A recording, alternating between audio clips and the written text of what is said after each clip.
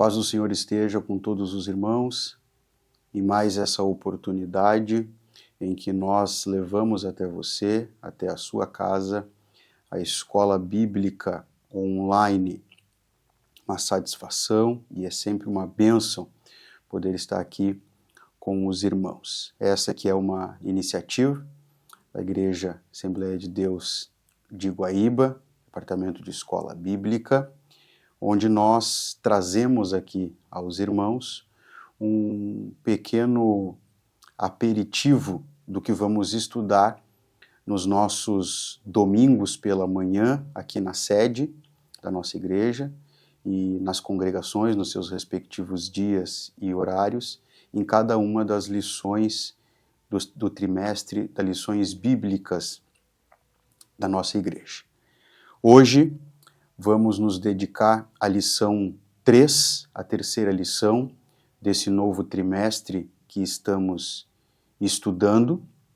Trimestre este que trata do estudo da igreja em Jerusalém, a igreja primitiva, como ela nasceu, como ela se formou, quais eram os seus pilares, quais eram qual era o contexto histórico e cultural da época. Tudo isso nós vamos estudar neste trimestre e convidamos você que esteja conosco para fazer parte desse maravilhoso estudo.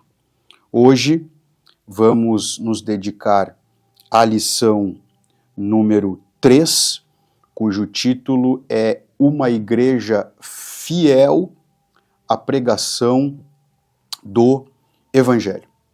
O texto áureo da nossa lição está no capítulo 3 do livro de Atos dos Apóstolos, versículo 12, que diz o seguinte: Ao perceber isso, Pedro exclamou ao povo: Varões de Israel, por que vos admirais a respeito disso? Por que estáis olhando para nós, como se tivéssemos feito este homem andar por nosso próprio poder ou santidade?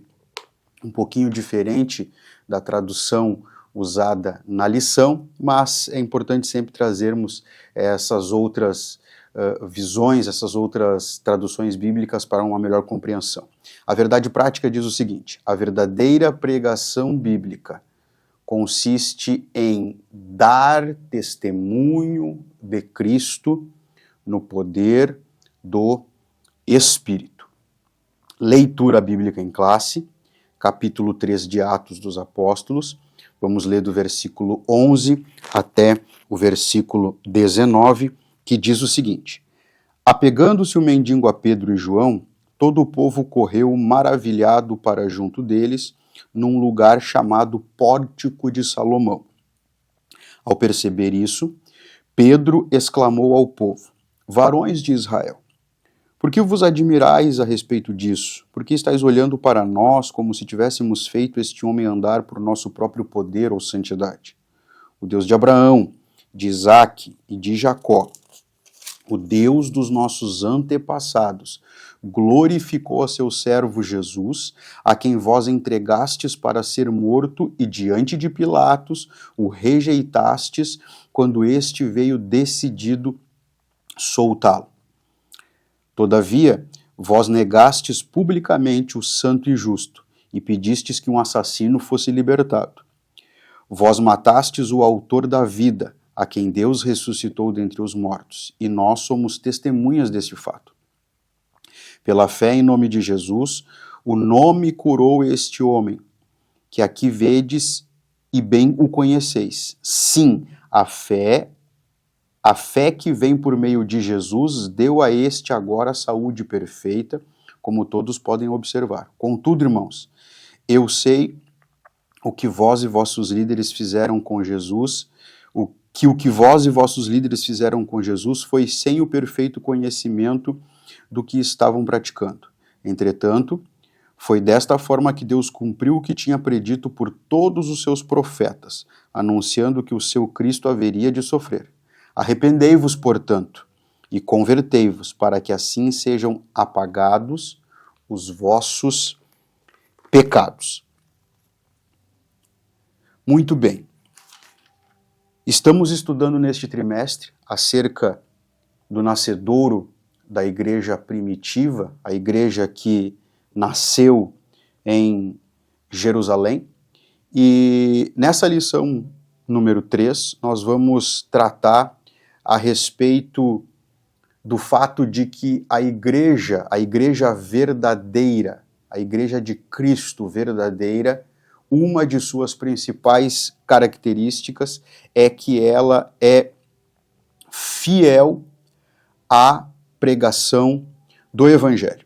Da lição número 3, estou confirmando aqui, da lição do número 3 até a lição número 9, nós vamos tratar de algumas características principais da igreja, de marcas principais da igreja, de qualidades importantes, talvez as mais importantes, que caracterizam, que personalizam, que trazem personalidade e identidade à igreja de Cristo verdadeira. Sendo essa primeira marca, sendo essa primeira característica, que a igreja verdadeira, a igreja de Cristo, ela é fiel à pregação do Evangelho. E essa fidelidade à pregação do Evangelho, ela vem em duas esferas importantes. A igreja é fiel ao que a palavra de Deus diz e é fiel também a como a palavra de Deus diz. E nós temos que estar atento a isso, porque muitas heresias, muitas distorções, elas acabam acontecendo justamente na transição de um desses pontos para o outro. Muitas vezes nós ouvimos, nos deparamos com ensinamentos que supostamente estão na Bíblia, de fato a Bíblia fala a respeito deles, mas o como é distorcido. E a igreja verdadeira de Cristo, ela é fiel ao que o Evangelho diz, a pregação do Evangelho. A introdução nos diz o seguinte: essa lição mostrará uma das marcas de uma igreja bíblica, seu compromisso com a pregação da palavra de Deus. Uma igreja verdadeira valoriza a mensagem das Escrituras e coloca Jesus Cristo no centro de tudo que ensina. Em algumas outras ocasiões, eu citei aqui e cito novamente nessa oportunidade que todo o centro, todo o núcleo, todo o cerne do cristianismo, da vida cristã, da igreja, das Escrituras, é Jesus Cristo. De forma que, se o nosso culto na igreja, de forma que a nossa vida cristã, de forma que se a nossa pregação, ela não convergir para esse núcleo que é Jesus, nós podemos chamar o nosso culto de qualquer outro nome. Nós podemos chamar a nossa igreja de qualquer outro nome. Nós podemos chamar a nossa vida por qualquer outro nome, mas não será uma vida dedicada ao que Cristo nos ensina, porque Cristo é o centro de tudo. E o episódio que nós estamos estudando nessa lição 3 é justamente a cura daquele homem que estava às portas do templo, enquanto Pedro e João iam até o templo para os seus compromissos de oração, de estudo. E chegando até o templo, na porta estava esse homem que pedia esmolas. E em relação a esse aspecto de Cristo ser o centro, de Cristo ocupar o lugar principal na pregação do Evangelho, no nosso culto, na nossa vida, nas nossas igrejas, nós temos um exemplo claro aqui nessa ocasião em que é retratada em Atos 3, porque a pregação de Pedro nessa ocasião, nesse episódio, ela foi extremamente centralizada em Cristo. Pedro faz uma denúncia forte, contundente, ele chama a atenção daqueles que estavam ouvindo, em sua grande parte líderes religiosos, que aquele milagre havia acontecido por operação única e exclusiva do poder de Cristo, sendo este Cristo aquele que estas mesmas pessoas que escutavam Pedro haviam condenado à morte. Então veja que Pedro, ele não se furta de falar essa verdade. Pedro não se furta de trazer essa realidade àqueles que estavam ouvindo pelo compromisso puro, pelo compromisso maior de pregação a respeito de Jesus Cristo.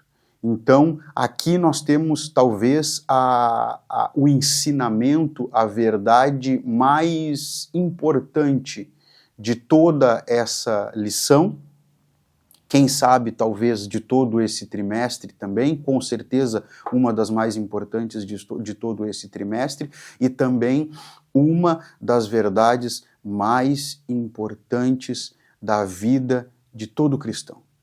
Cristo precisa estar no centro.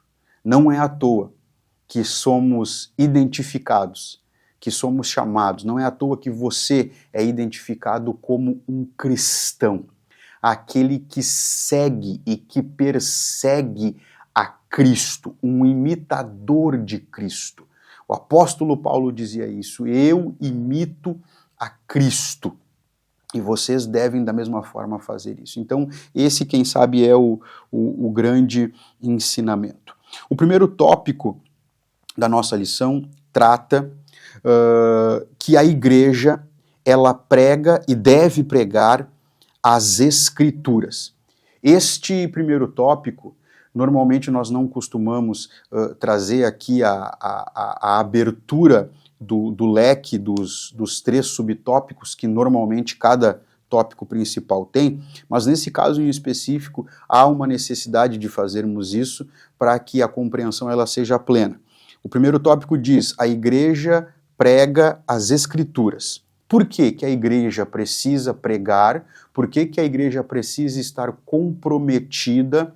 Por que que a igreja precisa ser fiel à pregação do Evangelho, das Escrituras, dentro daquele critério que eu falei, fiel ao que a Escritura diz de fato e também a como ela diz. Em primeiro lugar, porque as Escrituras revelam Deus. Em segundo lugar, porque as Escrituras testemunham de Jesus. E em terceiro lugar, porque as Escrituras denunciam e confrontam o pecado. E essa tríplice função, essa tríplice capacidade das Escrituras, nos nossos dias, infelizmente, ela tem se perdido. Muitas são as igrejas, muitos são os ensinadores, muitos são aqueles que se dizem pensadores do Evangelho, que esquecem dessas 3 necessidades básicas de quem prega as Escrituras. E se esquecem desses 3 motivos pelos quais nós devemos pregar as Escrituras. Ou esquecem de um, ou esquecem de outro, e muitas vezes, infelizmente, de forma muito triste, acabam esquecendo desses 3 pilares também, dessas 3 exigências. As Escrituras revelam Deus. Elas informam ao homem. Elas revelam ao homem. Elas mostram ao homem que não há a possibilidade nenhuma de que tudo isso que existe, tudo isso que é tão belo, Tudo isso que nós vemos e contemplamos com os nossos olhos, ouvimos com os nossos ouvidos e muitas coisas conseguimos apalpar com as nossas mãos, existe uma mente criadora e executora por trás. E essa mente criadora e executora é o eterno, o santo, o justo Deus. As Escrituras, elas mostram para o ser humano que existe um Deus que está acima de tudo, de todos e de todas as coisas, e que sem Ele nada poderia existir. É imprescindível que as Escrituras, elas, quando pregadas, informem, falem, bradem ao ouvinte, ao ser humano, que existe um Deus, que existe um Criador, que existe um que construiu tudo isso que nós conhecemos. E Pedro, nessa ocasião, ele também revelou isso, porque ele disse que aprouve Deus que na dureza do coração daqueles religiosos que condenaram Jesus Cristo, na dureza do seu coração, na limitação da sua mente e do seu intelecto, Jesus Cristo fosse condenado à morte, para que as Escrituras, louvado seja Deus, se cumprissem conforme Deus havia determinado. O segundo ponto, porque nós devemos pregar as Escrituras, é porque elas testemunham de Jesus, o Cristo, o enviado, o Salvador, aquele que morreu na cruz do Calvário, ressuscitou ao terceiro dia, para que nós pudéssemos ter perdão dos nossos pecados. E não há salvação fora de Jesus Cristo. Não há salvação fora do Filho de Deus. E as Escrituras, elas revelam ao homem o propósito da vinda de Jesus, mostram ao homem os ensinamentos de Jesus, mostram ao homem, quando eu me refiro ao homem aqui, eu me refiro não ao gênero, mas à raça humana, mostram ao homem o ideal de vida apresentado por Jesus, a necessidade que o homem tem de arrepender-se dos seus pecados, reconhecer a Cristo como seu único e suficiente Salvador e então poder ser resgatado da condição de pecador para a condição de filho de Deus. Como a Escritura diz no Novo Testamento, co-herdeiro em Cristo da promessa. Isso é profundo demais, irmãos. É profundo demais quando o apóstolo diz que Deus nos resgatou através de Jesus Cristo, por intermédio de Jesus Cristo e em Jesus Cristo, do reino das trevas para o reino da sua maravilhosa luz. E por fim, devemos pregar as Escrituras, porque elas confrontam o pecado. E talvez essa seja a mensagem que mais tem sido deixada dentro da gaveta em muitas pregações, em muitos púlpitos, em muitas igrejas. A denúncia e o enfrentamento ao pecado. É bem verdade que Deus, Ele ama todos os seres humanos. Mesmo que muitos desses seres humanos vivam uma vida de pecado. Deus ama suas almas, Deus ama suas vidas, porém, Deus continua aborrecendo os nossos hábitos pecaminosos, as nossas atitudes pecaminosas. E essa mensagem, ela tem se perdido, podemos dizer assim, de uns tempos para cá, de alguns anos para cá, de algumas décadas para cá. Se fala muito no bem-estar físico, se fala muito nas igrejas do bem-estar mental, Se fala muito das igrejas do bem-estar social. Se fala muito nas igrejas que Deus, ele tem bênçãos extraordinárias para aqueles que o amam, para aqueles que o servem. Se fala muito nas igrejas que servindo a Deus com retidão, com inteireza de coração e dedicação, Deus há de nos alcançar muitas bênçãos, e isso tudo é verdade. Porém, nós não podemos esquecer da mensagem que denuncia e confronta o pecado. Essa mesma Escritura diz que os nossos pecados é que nos separam de Deus. Foi por causa do pecado que todo o plano original de Deus foi comprometido com a queda de Adão e Eva, e foi o que fez com que Deus então encaminhasse o seu Filho para a remissão desses pecados. O pecado é demasiadamente sério e necessário pregar que o homem precisa se arrepender dos seus pecados. Porque diariamente pecamos, diariamente erramos. Precisamos, ao acordar, dobrar os nossos joelhos e pedir que o Espírito Santo nos guie no nosso dia para não infringirmos em pecados contra o Senhor. Quando o nosso dia se encerra, que possamos dobrar os nossos joelhos e pedir perdão a Deus por todos os nossos pecados cometidos. Mesmo aqueles, talvez, como diz o salmista, que nós nem sabemos que cometemos. Mas necessitamos ter essa consciência.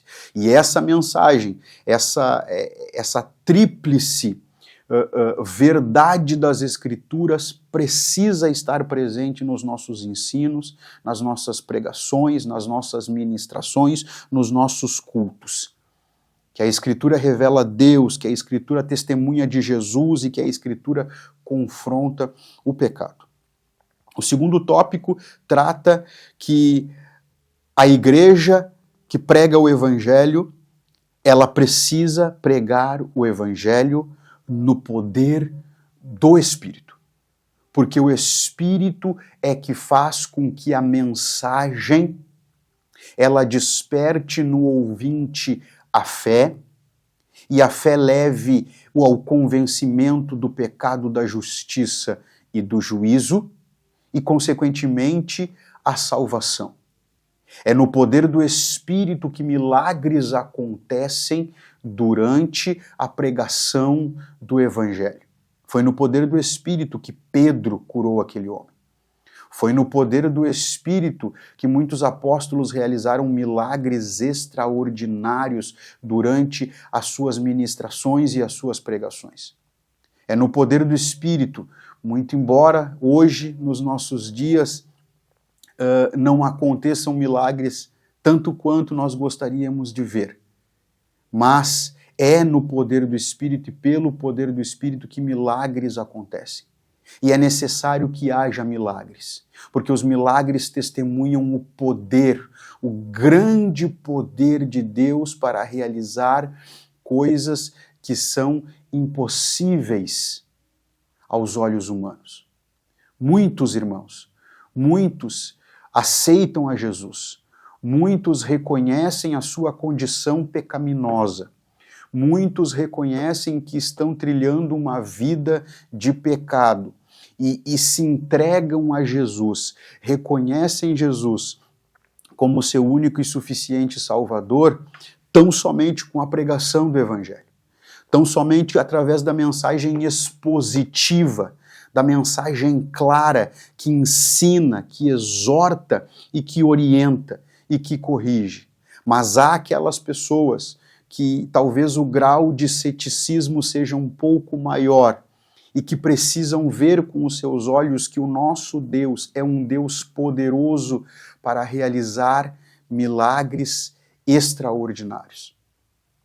Então é necessário que a pregação do Evangelho, que a igreja seja fiel à pregação do Evangelho e que este Evangelho seja pregado no poder do Espírito. Isso é fundamental para que o Evangelho cumpra o seu papel. de provocar arrependimento de pecados e salvação para todos aqueles que ouvem a palavra de Deus. Então, o Espírito Santo, ele precisa estar presente. O poder do Espírito precisa estar presente. Não foi à toa que Jesus disse: eu lhes dou poder do Espírito. Quando Jesus distribui os 70 para fazer as suas pregações, para irem até onde Jesus tinha lhes ordenado, Jesus concede a eles poder para operar milagres, para expulsar demônios, para libertar, para curar enfermos, para que houvesse também um testemunho visível e muitas vezes físico do grande poder do nosso Deus, do grande poder do nosso Senhor e Salvador Jesus Cristo. E por fim, a igreja, ela precisa ser fiel à pregação do Evangelho e precisa também pregar a esperança vindoura. O mundo, a sociedade, os seres humanos trilham os seus caminhos acreditando que tudo se resume a essa vida.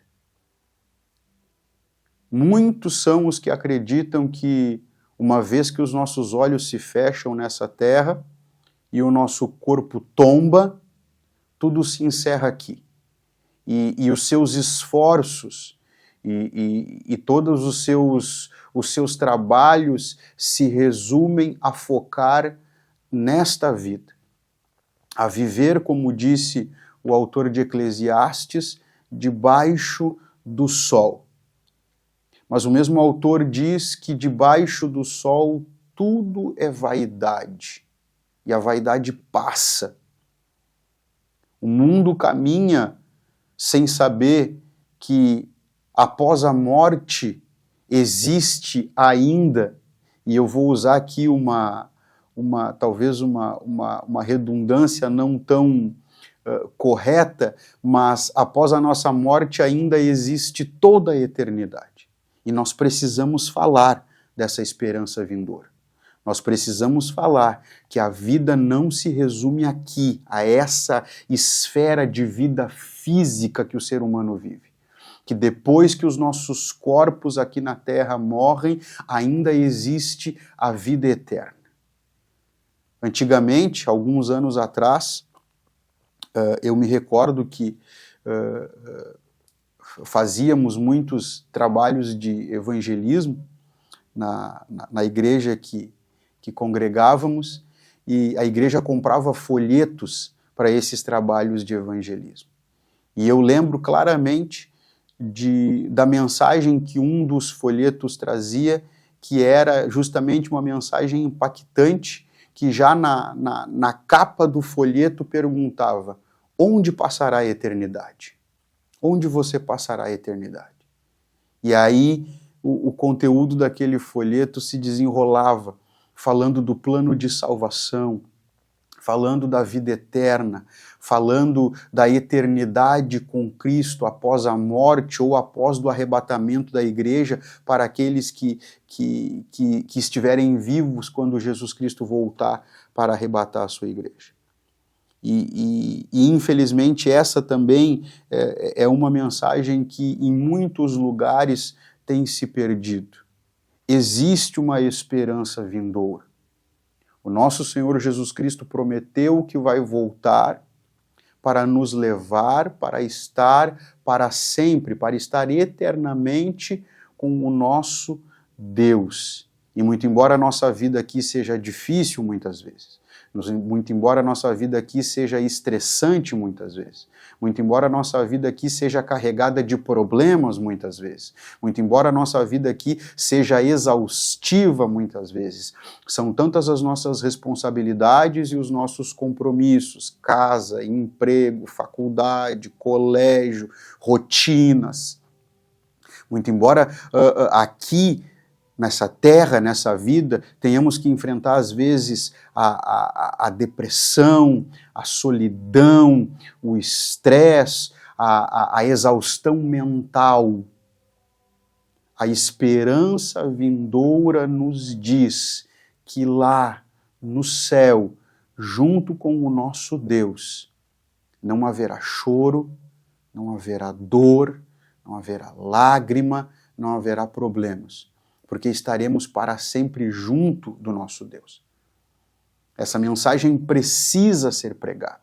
Essa mensagem precisa ser pregada para que ela também cause o arrependimento, porque a esperança da vida, a esperança vindoura, a esperança de vida eterna para uns, infelizmente para aqueles que se perderem, ela vai significar condenação.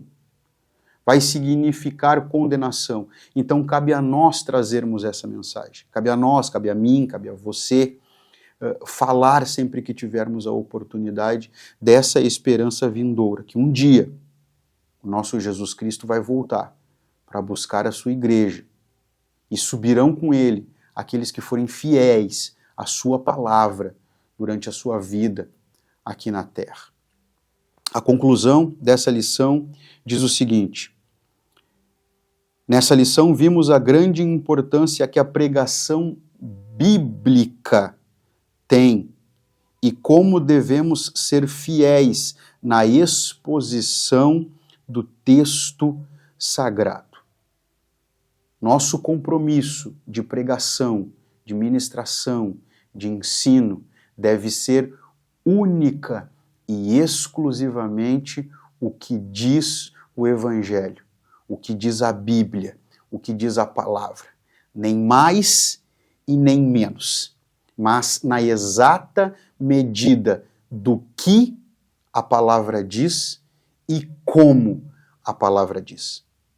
Que você possa ser abençoado com essa lição, que você possa ser abençoado com essas palavras, que Deus abençoe a sua vida, que Deus abençoe a sua casa e a sua família, e que possamos ser, cada um de nós, mensageiros, portadores dessa verdadeira mensagem, do verdadeiro Evangelho, e que nosso compromisso seja, fundamentalmente, e única e exclusivamente, com a pregação do Evangelho verdadeiro, deixado por Jesus Cristo, nosso Salvador, para nós e para o mundo. Que Deus abençoe você em mais essa oportunidade.